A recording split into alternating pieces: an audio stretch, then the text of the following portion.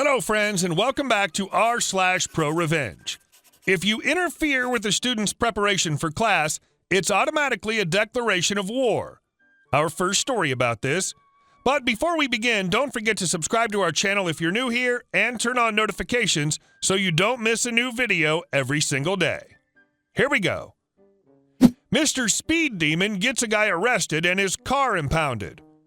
It all started earlier last week. I just went to bed at 10 o'clock and had fallen into a peaceful sleep, only to be awoken at about 11:45 by the sound of a car with one of those loud fart can mufflers flooring it down my street. All right, okay, I can handle it on occasion. Maybe it's just the kids a few streets over messing around with their tuners or some moron on a crotch rocket motorcycle. Fast forward to the next night. I go to bed after studying my butt off for a chemistry test tomorrow. All of a sudden, boom, boom, boom! There goes the same car again, this time past midnight at 12:30ish. This time I was kind of irritated because it startled me. The next morning, my dad asks me if I heard the car, to which I reply yes. He tells me that he was walking by the window when he heard the motor, so he peered outside and saw a car with squarish head and taillights floor it down our street. I asked several of my best friends in the neighborhood if they heard it, and sure enough, they did, including my friend that lives 2 streets over. The next day, I'm playing with my cat in the living room after dinner, and I hear the same muffler, this time driving slowly down my street. I opened the blinds and caught a glimpse of a black BMW M3 drive up a driveway of a house at the end of my street. This house in particular has a lot of college parties, because sometimes I can see drunk and high people stumbling around through the big glass windows, sometimes naked. Surprise, surprise. Later that evening, before it got dark, I drove past the house and wrote down the license plate number, make, and model of the car. Sure enough, later that night, our good old friend Speedy Gonzalez comes drag racing down my street. This time I parked my car down the street and filmed him flooring his BMW down my street. At this point, I'm done. Your 3 strikes are up, buddy. This means war. 1 day passes without sight nor sound of the BMW. By this time, it's Friday, the day when the house is commonly having parties. Now, for the revenge part of the story, little does this guy know, my ex-girlfriend's dad is a cop. Since I dated his daughter, we got to know each other fairly well. Anyways, after dinner, sure enough, Mr. Speed Demon comes rolling up to the house, followed by truckloads of other scummy-looking college students. I text my ex asking for her dad's number. I give him a call and explain the situation. He told me to send him a text with the video, plate number, make, model, and the address of the party house, along with the time range Mr. Too Fast, Too Furious leaves, so he can email it directly to the dispatch officer. Later that night, he replies that a unit is set up at the end of my street, waiting for Dr. Leadfoot to come rocketing down my street, and sure enough, it happens, this time at about 1 a.m. I go back to sleep, hoping the cop caught him. In the morning after sleeping in, I check my texts, and sure enough, my ex's dad pulls through. It ends up they caught him speeding, intoxicated, in possession of MJ, disturbing the peace, and with illegal modifications on his car. No muffler. Last I heard, he's now paying some hefty tickets and fines and spending a bit of time in jail with his nice car impounded for a DUI. And our next story. Just a love story. Part 1. Backstory. I suppose we should start at the beginning. I grew up in tiny town, Missouri. A year after high school, I was working 2 jobs, making serious money with nothing to spend it on but parties. At one of these parties, I met Lucifer, the antagonist of this story. Lucy and I hit it off rather quickly, and after a rocky start, we were madly in love. Lucy was beautiful, funny, and sexy. Don't judge me. I was 19 and dumb. We got married about a year later and moved back to Big City, USA, 210 miles from any friends or family where she grew up. We moved into a 1-bedroom place in a small town outside the city, and I went to work in a local factory. The pay was crap, but it covered the bills, and Lucy went to work for party money. That first year was great. We made lots of friends, threw a lot of parties. It was fun. A few months before our first anniversary, Lucy called me up at work to tell me she was pregnant.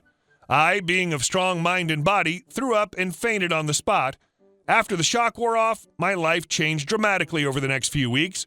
I tossed out all the liquor, got a second job, and started going nuts buying things for the baby. I'm proud to say I've been a good boy ever since. The pregnancy itself was a bit rough, so I made her quit her job and picked up even more hours at my second job to make it up. Around month 7, I found out that Lucy was, seeing other people. Yeah, that's a nice way to put it. The argument which occurred that evening was epic to say the least. It took a week to clean all the glass out of the carpet. I won't share the exact phrase she said, but it's along the lines of, I'm going to do whatever I want with whoever I want. If you ever say anything about it again, I'll take your son, your house, your car, and your paychecks for the next 18 years. Part 2. Hell. Because I live in a mother's county, in the mother state, where less than 10% of fathers get more than 15% custody of their children in a divorce in this county, I spent the next 5 years losing my effing mind. A total of 22 men, verified by neighbors, family, friends, and coworkers, if you believe them, had been with my wife in that time. Eventually, I reached a point where I'd had enough. I came home to find my front door standing open, my daughter watching TV in the living room, and her and some other guy, number 22, in my bed with the bedroom door wide open in view of my daughter. As I said, I'm a man of sound mind, so I did what any rational guy would do. I told him that if he made it to his car before I made it to my pistol, he was free to go. I told Lucy she was moving out that day and that my kids weren't going with her. So she moved into her boyfriend's uncle's garage. Classy, I know. About a week or so later, she made good on her promise from 5 years before. She went to the kids' school, signed them out, and disappeared. The divorce papers came shortly after, and they were everything she promised. She demanded I sign over all parental rights and pay child support totaling 80% wages from both my jobs to compensate for years of intense physical and emotional abuse to her and the children. For 3 months, I refused to sign anything less than 50-50 custody, and I finally got my fair, even divorce when her wedding to number 22 was less than a month away. During this time, I didn't see my kids, and she allowed me only one phone call, which lasted 2 minutes. So Lucy is now remarried and moved to the city. I've got a 50-50 custody order. Everything's good, right? If only. I started dating under the radar maybe a week before the divorce finalized. Under the radar because I didn't want random women around my kids. Nosy neighbors made sure Lucy found out I had a girlfriend, and like most narcissists, she was extremely pissed that I had the balls to move on and try to be happy. For my birthday that year, I was served papers. She was suing for sole custody, and there was also a separate petition for a restraining order. Again, my children were checked out of school and disappeared. Over the course of a year, I spoke to my kids on the phone 3 times. I did see them one time. She called me Christmas Eve at 9 p.m. before I was leaving off 14-hour shift. I told her I didn't have anything for the kids because I'd been paying child support, not court-ordered, but I'm not some crap parent, and was still behind on rent. She said it wasn't a problem, the kids just wanted to see their dad. When I arrived, the kids had been told to stay on the other side of the room, so they did. 15 minutes into the encounter, Lucy revealed why I was really invited. She gave the kids Power Wheels and video game consoles, saying, "Your dad didn't get you anything for Christmas, but number 22 loves you enough to get these." That's still the most humiliated I've been in all my 32 years. I kept calling every evening, being told my kids didn't want to talk to me, so stopped calling. I kept reloading her prepaid credit card, which she never failed to empty same day. Part 3. Court. After several months, things were finally winding up to go to court. I had a lawyer, she had a lawyer, there were depositions, there was lawyer correspondence. Her lawyer ordered her to give me the kids back because she found out Lucy had been breaking a court-ordered custody schedule. We spent a total of 3 days at the courthouse. Her lawyer was up on day 1, throwing tons of accusations, telling all sorts of horrible stories, painting me to be less huggable than Jeffrey Dahmer. You know, the usual he said, he did crap. It was a long day, and after 6 hours, a dozen witnesses, the judge ordered a continuance. Day 2. My turn. Here's the thing. My state is a single-party wiretap state, which means it's 100% legal to record any interaction as long as one party knows it's being recorded.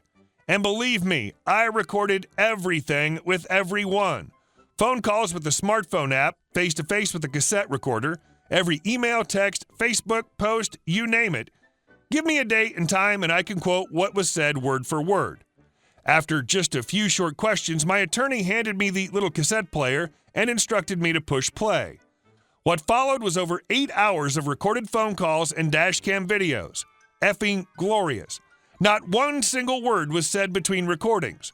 Her attorney tried objecting a few times, but was shut down with extreme prejudice. The transcriber had to leave the room to compose herself in the middle of a recorded phone call of me begging in tears to tell my kids Happy Easter, and me being met with laughter and sign my custody papers and maybe we'll see.